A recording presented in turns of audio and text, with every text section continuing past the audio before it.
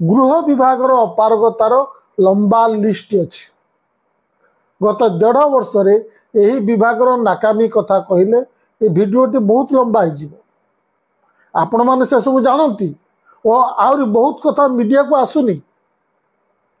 नारी निर्यातना, सांप्रदायिक आक्रमण आ उत्तेजना, हत्या ये सब बंद हबार ना नौनी।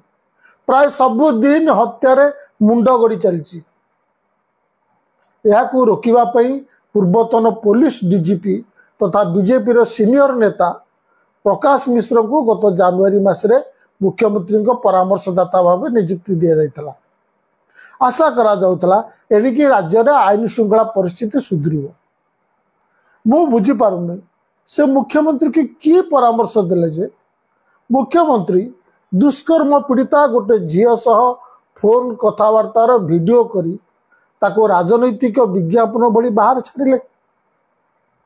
एक संवेदनहीन काम बोली से जानी पारले नहीं। आपण देखिथिबे बीजेपी महिला मोर्चा पश्चिम बंगर गोटे प्राइवेट मेडिकल कॉलेज रे जड़े ओडिया छात्रीपति होइतिबा बलात्कार विरुद्ध रे सड़क को ओल्लैछंती। किंतु एथि संगे संगे खबर आछि मयूरभंज जसीपुर थाना अंचल रे घटिछि लज्जाजनक घटना। 4 वर्षर शिशु कन्या को दुष्कर्म अभियोग। एथिपई माने बाहरिबे। पश्चिम बंगरे दुष्कर्म घटना रे 5 जन गिरफ हेलेनी।